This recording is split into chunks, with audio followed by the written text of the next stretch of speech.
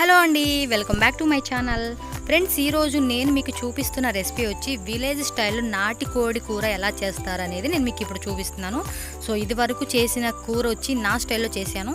ఇప్పుడు వచ్చి మన విలేజ్ స్టైల్లో చాలా బాగుంటుంది. మా అత్తమ్మ ఇలానే కుక్ చేస్తారు, సూపర్ టేస్ట్గా ఉంటుంది. సో ఇది ఎలా చేయాలి ఏంటనేది మీకు ఇప్పుడు నేను ప్రొసీజర్ చూపించేస్తాను. మీరు కూడా చూసేయండి.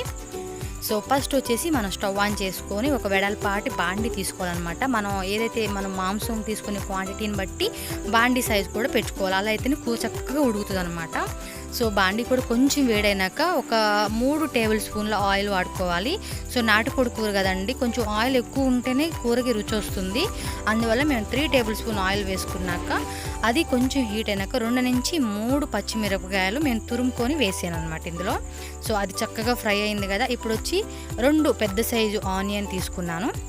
చక్కగా అది కూడా తురుముకొని వేసి చక్కగా ఫ్రై చేసుకోవాలన్నమాట ఆయిల్లోనే. సో ఇది కూడా ఆనియన్ ఏంటంటే మనకి గోల్డెన్ బ్రౌన్ కలర్ వచ్చేంత వరకు చక్కగా ఫ్రై చేసుకోవాలి ఆయిల్లో.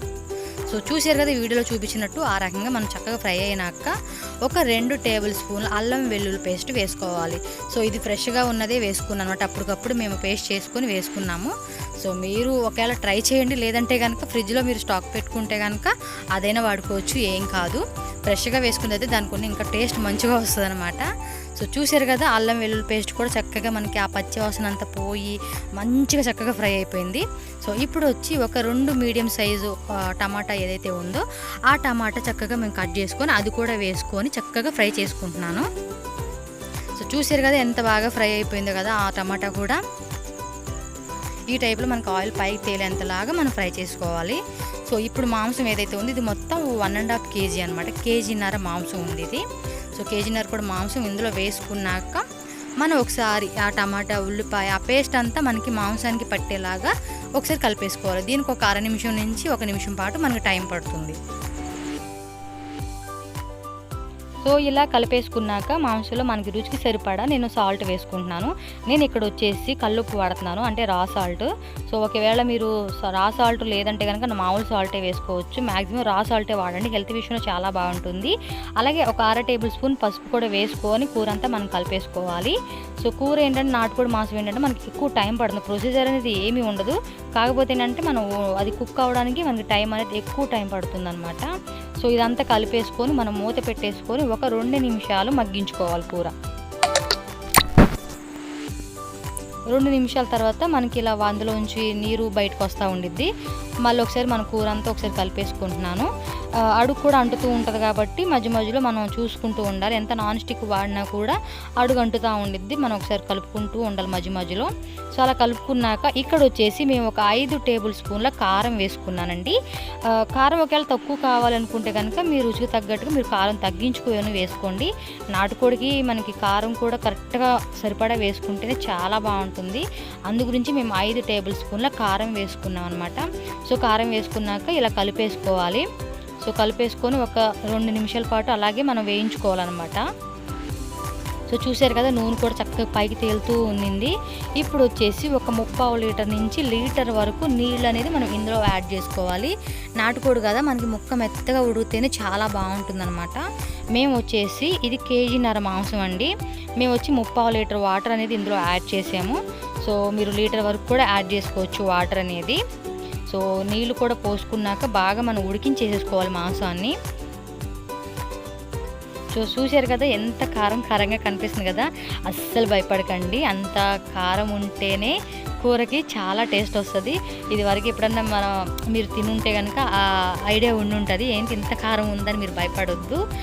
చాలా బాగుంటుంది, చాలా అంటే చాలా టేస్టీగా ఉంటుందండి మీరు కనుక ఇలా వేసుకొని తింటే కనుక. సో చూసారు కదా ఒక 20 నిమిషాల వరకు మనకి టైం పడుతుందండి, లేదంటే ఒక 15 నిమిషాల వరకు టైం పడుతుంది. ఎందుకంటే ఇది లేత మాంసం కాబట్టి మాకు ఒక 15 నిమిషాలు టైం పట్టింది. ఒకవేళ ముదురు మాంసం అయితే కనుక కనీసం 20 నిమిషాలైనా మనకి టైం పడుతుంది అనమాట ఉడకడానికి. సో మాకైతే ఒక 15 నిమిషాల తర్వాత ఉడికిపోయింది. మేము ఆఖరిలో ఇక్కడ ఎండు కొబ్బరి వేసుకున్నాం అనమాట. ఇది మీకు ఆప్షనల్ అండి, ఎండు కొబ్బరి ఉంటే వేసుకోవచ్చు. పచ్చి కొబ్బరి అయితే అస్సలు వాడొద్దు. పచ్చి కొబ్బరి వేసుకుంటే ఏంటంటే గ్యాస్ ట్రబుల్ ప్రాబ్లం వస్తుంది. సో ఉంటే కనుక ఎండు కొబ్బరి వాడుకోండి, దానికి కూడా మంచి టేస్ట్ వస్తుంది. తర్వాత ఇక్కడ వచ్చేసి 2 రెమ్మల కరివేపాకు వేసుకున్నాం అనమాట. సో ఎందుకంటే నీచు వాసన కొంచెం మనకు అనిపించిన ఆ కరివేపాకు ఆ కొత్తిమీర వేసుకోవడం వల్ల ఏమవుతుందంటే ఆ స్మెల్ని కొంచెం అవాయిడ్ చేస్తుంది అనమాట. సో అందు గురించి కరివేపాకు వేసుకుంటూ ఉంటారు. అది కూడా చాలా మంచి ఫ్లేవర్ వస్తుంది. తర్వాత వచ్చేసి 1 టేబుల్ స్పూన్ ధనియాల పొడి వేసుకున్నాము. సో ధనియాల పొడి కూడా వేసుకున్నాక ఒక 2 నిమిషాల పాటు కూరని ఉడికించేసుకుంటే మనకి కర్రీ రెడీ అయిపోయినట్టే. లాస్ట్లో వచ్చేసి ఒక కొత్తిమీర అనేది వేసేసుకొని మనం సర్వ్ చేసేసుకోవడమేనండి. కూర అయితే మనకి చక్కగా రెడీ అయిపోయింది. ఇంకా తినేయడమే లేట్ అనమాట. సో ఫ్రెండ్స్, మీకైతే ఈ వీడియో నచ్చిందని నేను అనుకుంటున్నాను. మీకు కనుక ఈ వీడియో నచ్చితే ప్లీజ్ నా ఛానల్ని సబ్స్క్రైబ్ చేయండి. అలాగే లైక్ చేయడం మాత్రం అస్సలు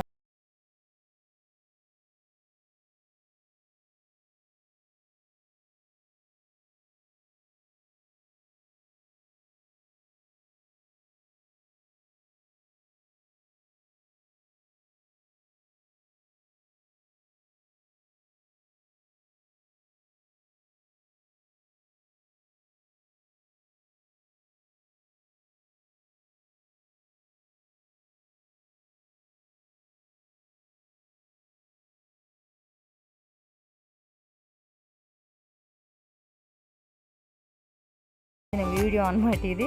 సో మీరు కూడా కొంచెం చూస్తారు, యూజ్ అవుతుందేమో అన్నట్టుగా ఏదో ఒక ఎంటర్టైన్మెంట్ లాంటిదో లేదంటే వేరే ఏదన్నా అనుకోండి. సో మీతో షేర్ చేసుకోవాలనిపించి నేను ఈ వీడియో షూట్ చేయడం జరిగింది. ఇంట్రెస్ట్ ఉన్న వాళ్ళు ఎవరైతే ఉన్నారో వాళ్ళు మీరు వీడియో చూడవచ్చు ఫ్రెండ్స్. ఓకేనా, వీడియో అయితే ఎంజాయ్ చేయండి.